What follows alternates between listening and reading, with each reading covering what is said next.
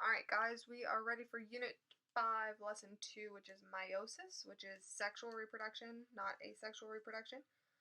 So we are going to talk about sex cells, which are sperm and egg. Again, males have sperm, females have eggs. We use meiosis in sexual reproduction, okay, which means that you must have two sets of DNA.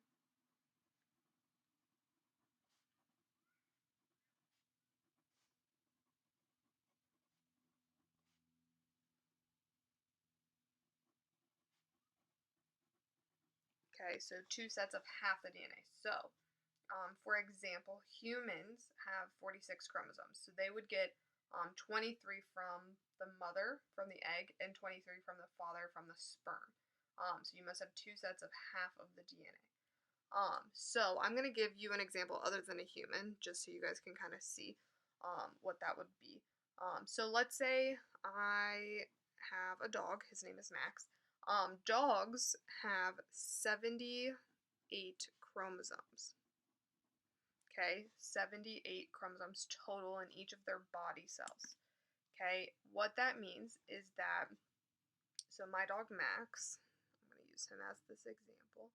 Okay, Max got half of his DNA from his mother, so he got 39 chromosomes from his mom, and he got 39 chromosomes from his dad. Okay, now dogs are interesting because there's different breeds, but they all still have 78 chromosomes. So Max is what we would call a cockapoo, which is a cocker spaniel mixed with a poodle.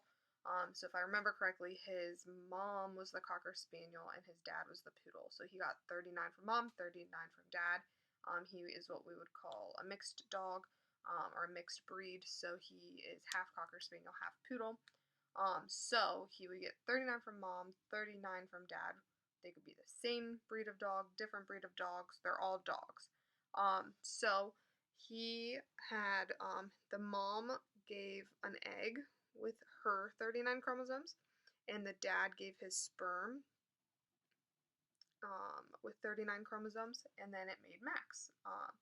So we're going to talk about that a little bit more. So each sex cell, which again are those sperm and egg, are haploid. So we've been using the word diploid a lot. Haploid is a newer word. Remember that hap kind of sounds like half. Okay? Hap kind of sounds like half. So a haploid has half the DNA.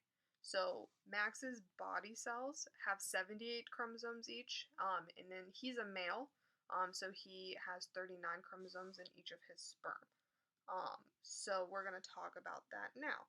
So basically, I'm going to draw this, and I know you guys will laugh because you're middle schoolers, but his mom had 39 chromosomes in her egg. This is not drawn to scale. And the dad, Max's dad, had 39 chromosomes in his sperm, okay, which then equated to one fertilized egg with 78. So when you add 39 and 39, you get 78. So that made up his DNA. So so a dog zygote. This word zygote may be new. I've used it in class, but it's been a while. So a zygote is just a fertilized egg.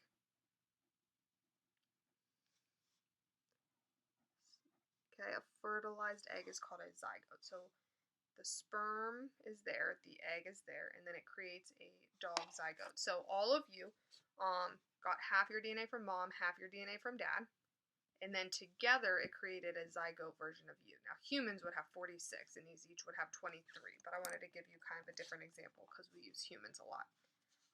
So we're going to learn another new word. This unit is full of new fancy science words. A homologous chromosome. Okay, and I'm going to squiggly line underline because that means it is a vocab word. So if you want to use this definition, I got this from the book, but it is a good one. So it is when chromosomes that have the same sequence, which is kind of like the number of genes. Okay, now genes are like traits. We're going to learn that in like an upcoming unit. We're going to start doing Punnett squares and figuring out why your eyes are the color that they are, or why you may have a widow's peak, or why your earlobes might be attached or detached. But those genes basically are codes. They're codes that tell your body what to look like, and the same structure. So this is why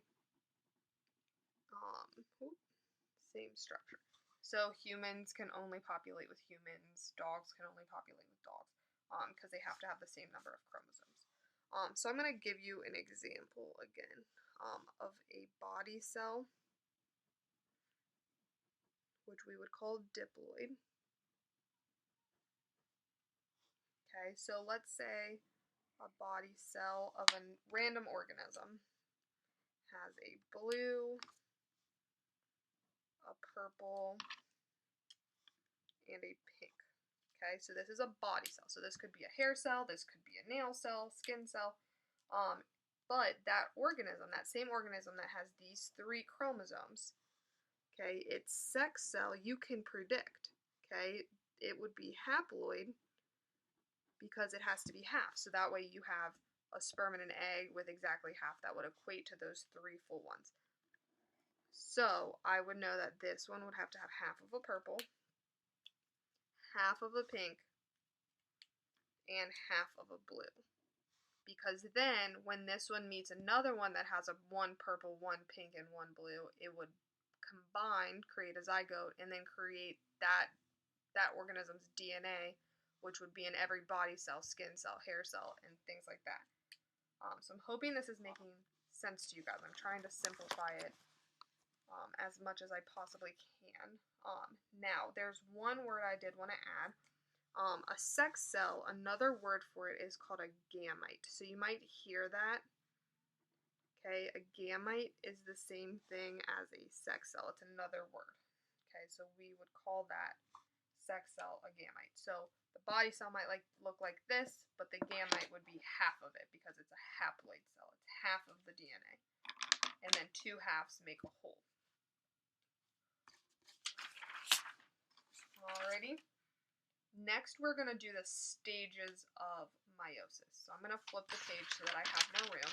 Remember, you guys are writing this in your notebook. Okay, if you didn't bring your Jones notes home, maybe see if your parents have an extra notebook laying around, or maybe you could have loose leaf paper, or maybe you want to type them. I think typing would be a little difficult, but you can try it. Step 2 would be the stages.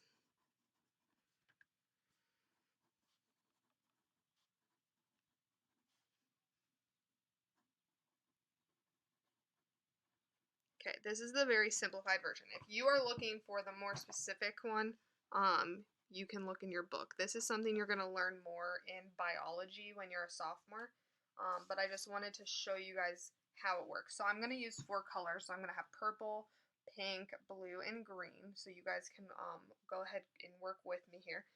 So we're going to start at the top, okay? So let's say I start, this is a random organism, and I have 1 purple chromosome, a pink chromosome, a blue chromosome, and a green chromosome. Okay, so this is part of its DNA. So this is what we would call a diploid cell. Okay, it has the X is not just a squiggly line, it's the full thing. Okay, so this is a body cell. Okay,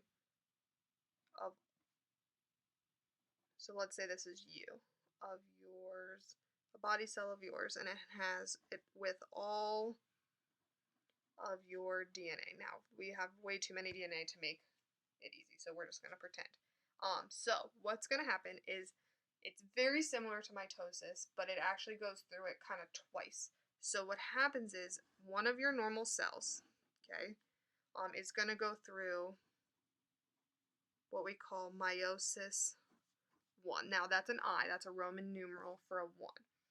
So this process, I like to just summarize it as a random pair up. Okay, so it's completely random. A blue could be matched with a green, a purple and a pink. It could be purple and blue. It could be purple and green. You just never know. So it's completely random, which is why every sperm and egg, and remember these are the steps to produce sperm and egg. Every sperm and egg have a different variation, which is why you and your siblings do not look identical. Okay, it's a completely random selection of genes. So let's just say we had purple match up with blue, and we had green match up with pink. Okay, so that's completely random. It just divided in two. That's called meiosis 1. So it divided in half. Then this is where it's very similar to mitosis. So we go through another stage where these then divide, okay, into 4 cells. Okay, this is called meiosis 2 is these steps.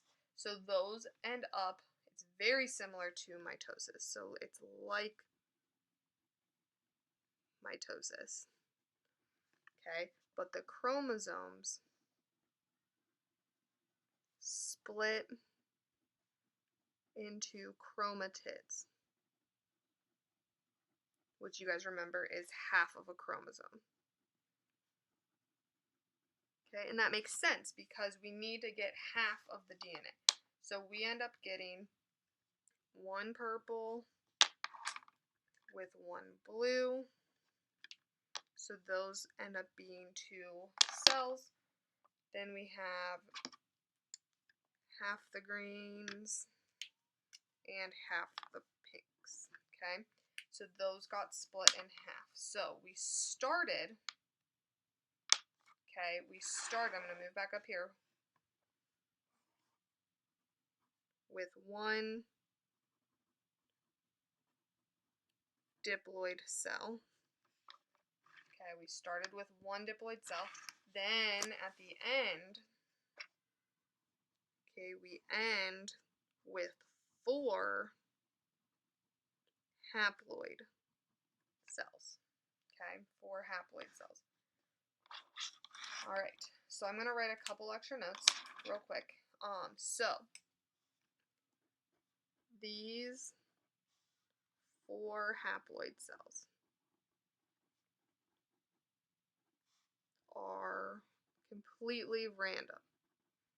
Okay, somebody else could have drawn it with purple and green and then blue and pink. It's completely random. They are random and they create gametes. So these are gametes. And remember, gametes, you have 2 options, sperm or egg. Okay, so this is the production of how your body used your DNA that you got and inherited from your parents, randomly jumbled up your DNA, and you get 4 of these haploid cells, okay, that are called gametes, which is your sperm or egg. So if you are a female, this is how your egg is produced. If you're a male, this is how your sperm is produced. Okay, and then I'm just going to write one more little note. Remember, this is why you and a full sibling are not identical. A lot of kids have the misconception that if you are getting half your DNA from mom and half your DNA from dad, that if your siblings are doing the same thing, that you guys should look alike, but it's not. It's completely random. You get random DNA, which is why sometimes one sibling might look more like the mom or the mom's side of the family, and one sibling might look more like the dad's. It just depends on which traits they get. Now, this is unless you are an identical twin. If you are an identical twin, that's completely actual identical DNA. But we will talk more about that next. There's one more part to this lesson, so hang tight. We're just going to compare and contrast real quick in the next video. Hope you guys are hanging in there.